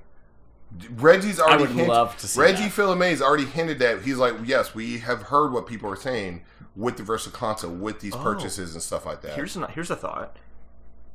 Unofficially has been confirmed that cloud saves is a thing. Yes. Yeah. Yes. So, unofficially has been confirmed. I will let you know. Yeah. I will let you know if I get my Switch Yes, back. that's true. Yeah. I'll let you know for sure. I'm like, oh, there's a cloud icon there. Maybe they'll say, hey, you've played this 3DS version of Super Mario Bros. When you buy it on Switch, your progress will carry over as well. Or if you do have to buy it again, your progress will still carry over. Well, the problem with that, though, is that means that what they're implied that the 3DS version had a way to do a cloud save. Well, they could update the 3DS. They could. Because even on there's nothing fancy that's happening there. All a save is, since the beginning of time when you had like a save, like the what do they call them, the memory blocks, or they had on the GameCube, they like memory blocks on the little game card things. Your saves were just a file separate from the game itself. Yeah. That's super easy to sync in the cloud. It is kilobytes in size. Like, it's puny. This is true. Why wouldn't they be able to do it? Even on the Wii U, if you look at your data management, there's the game. Well, it's also there's your game, and then your game saves are a separate file. Unless, as we've talked about, is Drive Club, in which case it's 10 gigabytes. Oh, yeah, that's right. No, Nintendo's actually really, really good at making their file sizes on their games small. Like, I seriously think Breath of the Wild is the biggest game they've released, and it's 13 gigabytes. Like Nintendo themselves and not like third party, right? Because we've already established that. I'm talking about Nintendo themselves. 32 gigs. Yeah. I'm talking about Nintendo games from Nintendo. Very small. Man, all these game companies could really get some lessons on compression from Nintendo. That is true. Yeah. Yeah, because I remember when I got the 3DS, I was surprised at how well the amount of the games that they have and how big those games can be Like, even though the graphics went down a little bit, Xenoblade Chronicles on 3DS still held a Wii game just fine. Played just fine. No drops, no anything, no weird frame rate. I can't speak to Xenoblade Chronicles, but I'm sure a big part of it is textures. And they don't use as high resolution textures as they're going to put on another system. But then they can patch that as they've done with Zelda. Yes. Yeah. So, keep going about that Nintendo Switch Direct. I think. Oh wait, one game I kind of told you guys we'll talk about later on was that Project Makura. Like just 2 seconds. Project Makura. Makura. Okay. I think it's a Japanese only game, but I seriously might, because it's region free, I might make a Japanese account and download this game because it doesn't look like there's anything that I didn't see it in English, I'd be confused. It looks pretty straightforward. Basically, you're on a Bomberman style map, like Travis was explaining. Tile explosion. Yeah, gotcha. And you're basically running around like butt stomping on tiles to spread your color, and you can. Sorry, that's going to be a great new euphemism for ejaculation for me. Spread your color. Oh, that's butt stomp and spread your color. Butt stomp and spread your color. That leads to my next thing, but I'm gonna let Holden finish it. Well, you have this small little map with like 4 people playing on it competitively, and it just looks like you can get to some really chaotic fun. It looks like it does look fun. It does look like a different take on Bomberman. Yeah, it's an eShop exclusive as well, so it'll be like $15-$20. So Holden said he's going to develop a nice little Japanese account so he can download that game. But I feel like he's going to download a different game. I believe it's called Sen Kagura something. I don't know. So Japan also had the Nintendo Direct this week, which had a lot of the same content. Yes! Which had a lot of the same content, but it had another game that obviously was not announced for America. So a little history on this. When the Switch first came out, and I remember I went to the event and I actually got a chance to use the Joy-Con and HD Rumble and all the amazing things with that. I was like, man, this is cool. There is a developer in Japan who primarily works with more adult-themed games, who is always about, man, HD Rumble is going to be the new technology of the future. I can't wait to be able to test softness. He wasn't talking about hardness. He wasn't talking about steel on steel in an action game. He wanted to test softness. I'm going to let you go ahead and think about that for 5 seconds. The only thing I'm thinking about is the milk passing through you in the milk. Oh, yeah. It's, yeah. So fast forward. Apply that to an adult game. You got a great little thing going, I guess. So in the Japanese version of Nintendo Direct, and it's funny seeing like all the like Kotaku and other articles, like their comments on this article have been like, well, we all saw that coming. The Japanese version, this guy comes out again and he talks about the game he's developing, has a name, has an image of a Japanese anime schoolgirl who's busty and whatever. And then he goes to show I'm sure footage. She's unnecessarily busty as well. Yeah, she is. She's not just busty, unnecessarily busty. And then it's like a minute long, but 30 seconds of this clip is the guy in a lab coat feeling breast implants while holding an HD Rumble Joy-Con. And then there's also like images of a Jello mold shaking, so he can make sure he gets like the shaking physics down. So that's a game that's coming to Japan soon. Talk about spreading your color. So soon, maybe I will stop playing Zelda. Soon you'll be able to feel the softness of young ladies with your Nintendo Switch and your Joy-Con. I believe it's called. I gotta look it up, but it's not hard to find in 2 seconds if you try hard enough. I was like, oh my god, this is actually a thing. So when people say Nintendo is just a kid's console, I quickly show them that. Yeah. Squeeze this boob then. Touch the softness of the Joy-Con. That's really funny. I think that more or less covers what we have. Electric yellow Joy-Cons? Yeah, electric yellow Joy-Cons. Come on, arms. Oh my god. Wait, there's one more accessory, you guys. AA battery pack for the Joy-Con. Yep. I've never once run into battery problems with the Joy-Con. You know what? I'm like, that is such a... I kind of want it just to make the Joy-Con more comfortable to hold. Because I feel like with that battery pack on it, it would fit in your hand better. Actually, if you put the grip accessory that comes with I know Joy-Cons, you told me this, and I tried it, and it's still not as comfortable to hold. Comfortable that way. But I would love to have like that rounded back part to make it more I just feel like my hand. it's them really trying to make money. Because I was like, wait, Yeah. these things have a 20-hour battery life. Yeah, they said. And I get it if you have more than one set of Joy-Con, but if you only have one set of Joy-Con for now, odds are they're always being charged in some form or fashion. Very rarely, like, you're always going to dock it. If it's plugged in your Switch, it's getting battery from your Switch. Right. Also, they said for long play sessions. I hope you're not playing for more than 20 hours. I'm like, what game am I gonna? What am I gonna do unless maybe, I don't know, ARMS actually takes more out of the Joy-Con? Oh, maybe. Maybe that's what it is. Like the average play for regular games could be 20 hours, but we don't know if it's a heavy motion control game that has all the features and stuff like that. That's a good point. If that I might didn't think about that. change the battery life on those Joy-Cons. And those neon yellow controllers look pretty good. It did kind of sour my hopes that we would get the purple Joy-Con that's the same as the Game Boy. You know what, Advance and We the don't know GameCube. yet. You This don't know. is- But they're going with this neon color trend. For now, Yeah, this makes me actually really excited because I've always been the kind of person that like, oh man, there's a brand new white version of the PS4. I tried to sell somebody my black PS4 so I could get the white PS4. I was like, I always want these new Chad special is edition racist, consoles. always trying to sell the black things for the white things. They still don't know I'm white. They've only heard my voice. Well, no, you said it. I didn't say anything. But He no, just like outed if they himself. release all these special edition consoles, like, but I already have a console. I Yeah. would. This is a great opportunity, like brand new, like Yeah. Mario themed Joy-Cons. Well, And you no, just, because like, they buy do that all the controllers. time with the 3DS. There was like the Pikachu 3DS, the Yeah. I Majora's had the Mask Fire. 3DS. I had a Mario and Luigi 3DS, and I got rid of that for the Fire Emblem 3DS. I really wanted the Monster Hunter 3DS, so yeah.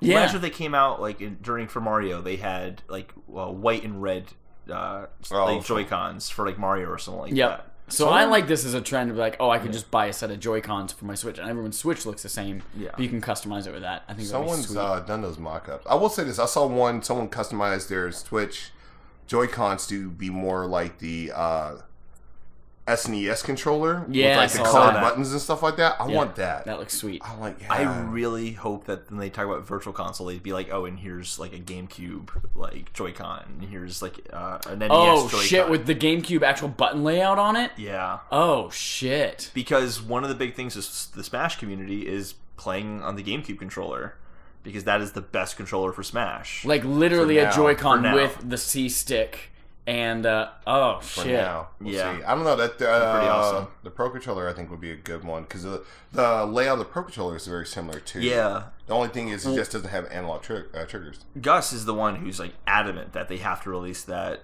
GameCube controller converter for the Wii U. I don't think they're going to do it, but the Switch does have those two USB ports on the sides. That's perfect for that, I mean, they that could adapter. do it. Yeah. But I think that the Pro Controller is so much better than the Wii U Pro Controller was that they don't have to Yeah. do that. And And even you know he what? agrees. If so. they release the GameCube version of it for like $60, Gus will gladly pay $120 for it. Yeah, he would. He paid like $100 extra for his Switch, and then like how much? Oh, yeah, he I paid a remember lot of that, extra yeah. money for the Pro Controller too. Yeah. It's like I need it now. I was like, yeah, because I kept And I telling just him, walked like, into the store and bought a Pro right. I Controller. was like, Gus, you can go Yep. up to Target anywhere in the city and just go get a Pro Controller. It doesn't take that much. No, at the time they were very hard to get. I walked into the one in Wilson Yard, and I even texted you in a message like, "There's 3 sitting right here." And it's That's like, He true, walked you right did. into a GameStop and Yeah, got we were some together. Joy-Cons and I was like, and that was like controller, 2 no weeks problem. after launch. We literally walked in. I'm like, "Do you guys have Pro Controller and colored Joy-Cons?" Like, we have both. I'm like, "You have both?" I was so pumped. I will say that my Target has not had the color Joy-Cons, and I remember Dane seeing his. So the thing about, if anybody still hasn't seen the Switch with the color Joy-Cons yet, they are very electric color in photos and imagery. does not come across. It does not come across well. When you see it in person, you immediately fall in love. And I'm kind of upset that I did not get the colored Switch. Yes. Well, my goal now is to get the red Joy-Cons, because I had the blue Joy-Cons, and Oh, then I can make it happen. So I'm debating. Every time I go to the Target, I'm like, even though I don't feel like spending the $80 right now, well, one, I can't because I got other things going on. I'm like, man, if they're there, I'm going to still buy them. But Then we're just gonna have 90 Joy-Cons laying around the Oh, house I of will- all different colors. I want to It's get like all the everybody Joy-Con that colors. had- I'll buy the neon yellow ones. I'll never use them. I'll buy them. it's going to be like whenever you go to someone's house and they have like 42 different N64 controllers. Yep. And you're like, for what? What do you need all these controllers for? There I are don't 4 know. ports. Right, you're 4 ports. You had 8 controllers on the side over there. And you're like, okay, whatever. Well, my excuse will be if I want to have a lot of people play Mario Kart with me. That's why I'm going to have them. You can have a lot of people on one system, right? Like 8 people playing Mario Kart. You can think have so. 4 people on one system. But then 8 systems linked together. But you can do if you do LAN, you can have 12. Oh, really? 12? Yes, 12 on LAN. So 8. That's awesome. Just like Wi-Fi ad hoc, whatever. But it was cool because the article I was reading about the cops and robbers stuff. They're saying like you could technically have 4 switches, 2 people on each switch, and still play with like 8 people like that. That's awesome. Yeah, and with 2 people split screen, it still maintains split screen gaming podcast. Wait, there are games that are still split screen. This is like that when you see those terrible movies and you're like, yes, this is Die Hard. And you're like, what? I don't care for the title. Man. Every time they mention the title in the movie, my roommate and I look at each other and go, oh. Oh, that's why it's called Split. Okay, now. This is Harry Potter and the Goblet of Fire. But yeah, they say it'll still maintain 60 frames per second on split screen and handheld or tabletop mode. So that's cool. When you get to 4 people on one console, it drops to 30 frames. Yeah. Like Mr. Shifty, though, that can't handle it. Can't handle the frames. It's too much shifty. So that's the Nintendo Direct?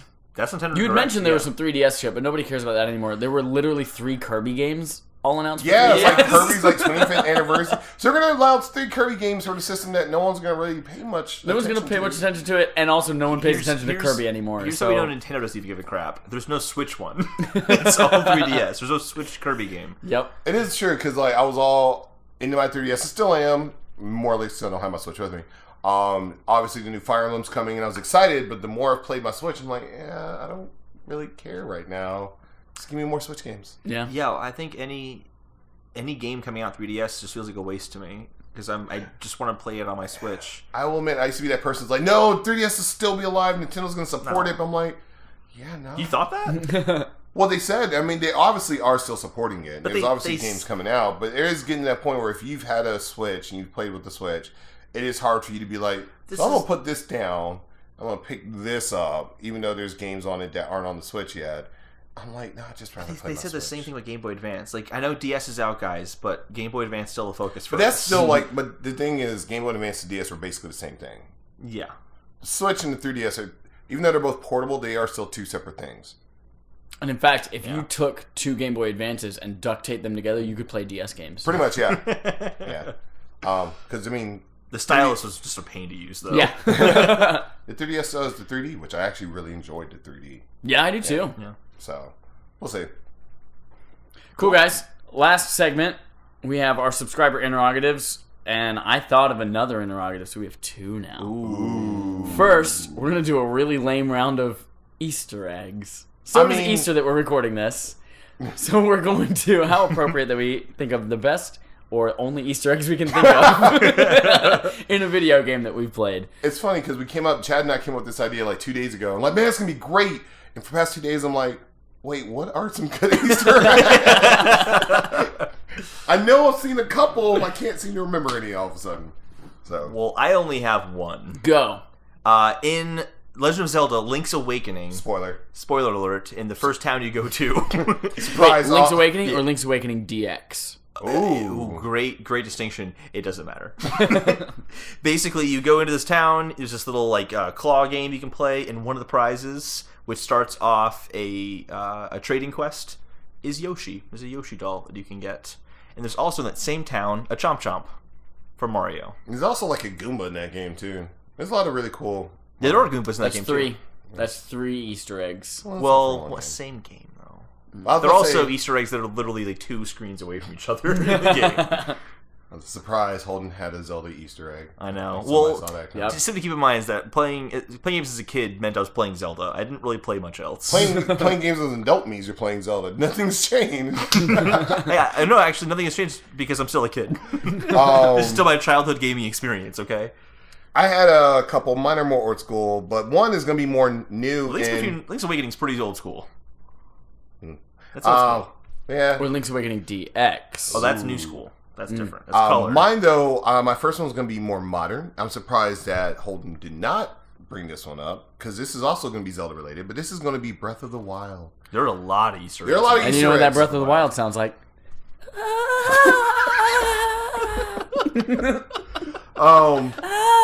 Sorry, it's a windy day. Maybe that's just the sound Link makes when he's like floating over everything. when he's spreading his color. Yes. I mean, there's a lot of horny people for Link in that game. That is true. There are. Yeah, there's this journal you can read, and the journal's like, "Boy, I really wish he could knock my bow." You're like, wait, what? No, my Easter egg though is more tribute Easter eggs. There are a ridiculous ton of Easter eggs in Breath of the Wild, but the ones that are most wonderful and beautiful are there's one of Iwata and there's one of Robin Williams, and I found Iwata actually. It's crazy. Oh, did you? I didn't find either of them. I found Iwata, and the thing is, they're regular NPCs, and you always have to kind of angle the camera when you talk to them. They're just regular NPCs. They don't have any name that says who they are. It's not until you like rotate the camera and you look at their face, and you're like, oh my god. There's Iwata who passed away during production. Then there's Robin Williams, for people who don't know, was an avid, massive Zelda fan. If you don't know that, that's sad. Stop listening to the podcast. Literally named his daughter Zelda. Right, literally named it, and everyone's like, "You fought me on that." Don't say that you like knew this. I know, I didn't. But yeah, did I fight you on that? Yeah, you were like, "There's no way he was a big Zelda fan. There's no way." I don't think that was me. There's someone who I was telling, oh yeah, Robin Williams named his daughter Zelda after Zelda. He goes, didn't name his daughter after like you just call me out because I'm Zelda white? Fitzgerald. Yeah, because that's what everybody's assuming. I'm calling you out right now, man. He was a huge Racist. Zelda. He's a huge Zelda fan. He even did a lot of promos for Zelda, especially when they got to the 3DS games. He did a lot of promo with Zelda and his daughter Zelda. She actually recently did a Let's Play of Breath of the Wild. Oh, really? Yeah. So I think that was some of the coolest Easter eggs of all the million ones in there. I think those are some of the best ones, and they are really hard to find. Not so much that they're difficult to find, it's just you have to be paying attention to who you're talking to when you stumble across them. But they are pretty awesome. There's something else in that game, just on that, we're talking Breath of the Wild. You had one Easter egg. According to you, I had Easter 3. is over for you, sir. There's that island called Tingle Island. Oh, Tingle. They misspell Tingle, though. Really? Yeah. His name is Tingle, and there it's Tingel. Maybe it's just an ancestor. You never know. I don't know. It's just weird. It bothers me. So I have an Easter egg that no one's going to know. Wait, it bothers you, but the fact that Link is right-handed doesn't bother you. I'm sorry, continue. I am Go right-handed, ahead. so it doesn't bother me. Is he right-handed in Breath of the Wild, too? He is right-handed in Breath of the So Wild. they just like, they're like, we're switching it up now for the rest of time after Yeah, Twilight they are- Princess? It kind of bothered me. I told it to Holden. I was like, have you noticed that Link's right-handed? He's like, wait, what? I was like, yeah. Skyward Sword made sense because it was like motion control. The Wii version of Twilight Princess made sense because motion control, most people are right-handed. But the GameCube version of Twilight Princess and all other previous Zelda games were specifically Link is left-handed. So Skyward Sword and Breath of the Wild, he's right-handed. They're trying to reach a wider audience. More people are right-handed than left-handed. Most presidents are left-handed and right-handed, though. I don't know. Random. Most presidents? Yes, most presidents are actually left-handed. Donald Trump is the only one who's right-handed. True story. Oh, man. Yeah, so I have the Easter egg that comes to mind. It's the only really one that I ever like actually went after. Is a game called Sacred. Don't even PC know that game. It's like a Diablo hack and slash. But there was this, if you like ran up against an edge of the forest, you could find this like path that you weren't supposed to be able to walk on, and you walk on it forever, and then you come across a bloody hockey mask and a machete. Oh, that's cool. And it's like the best weapons that you can get. So I would play that game with my gladiator, go all the way up there, get that thing. It's like 3/4 of the way through the game before you get it. And then I would export that character, start it over, so I could get a second machete. I would put so many hours in this game just so I could dual wield Jason machetes with a hockey mask. Even though it's a game I've never heard of, those are the type of Easter eggs I was trying to look for. Those That's are some cool. of the cool ones. Yeah. I really, really like. Second subscriber interrogative. Who's your Oh, favorite- wait, that was it? 'Cause I That had was some more fun Easter eggs. Oh, you do? Go Easter eggs. That's all we had because we're lame. Random ones. One of the fun Easter eggs. Metal Gear Solid. I mean, come on, guys. Some of these you know. Metal Gear Solid 3. Everybody talks about the random Easter egg with the. Oh, 3. yeah. No, my favorite one is The when end? they. Nope. No? Actually, at the very beginning of the game, when they ask you what your favorite Metal Gear Solid game was, and you said, "Oh, I love Metal Gear Solid 2," and you're running around with a mask of Raiden on your face. We all remember how that Yep. switcheroo kind of upset people. Another great Easter egg was Psycho Mantis reading your game card Yep. on first Metal Gear Solid. But one of my favorite Easter eggs of all time, very kind of old school, probably around the same time as Link Awakening, NBA Jam and the hidden roster. What other game could you play as like Bill Clinton, George P. Funk, Clinton, and every other random celebrity that That's you can awesome. imagine. That was always the didn't know best about one. that I one. didn't know that. Was Really? No. Oh, I'm no showing my idea. age. Yeah, you would go to the arcade and you would do certain codes, and all of a sudden your team, you could be playing as the Bulls, and it'd be like Scottie Pippen and Hillary Clinton. And you're sitting there running up and down the court with Hillary Clinton, sitting there dunking and stuff like that. That's and you're awesome. just like, man, this game's amazing. Yeah, that's one of the greatest Easter eggs of any video game of all time. Just they had a hidden roster of a good 20, 30 celebrities, mascots, random people, and yeah. And I think every NBA Jam since has kept that. Because I saw a screenshot, they were like last year's presidential candidates or something, it was probably on the iOS port, all had an NBA Jam character. So, That's awesome. Yeah. All right, I'm done. You're done? I'm done. Second subscriber interrogative, which again is just us. So please, dear God, email us.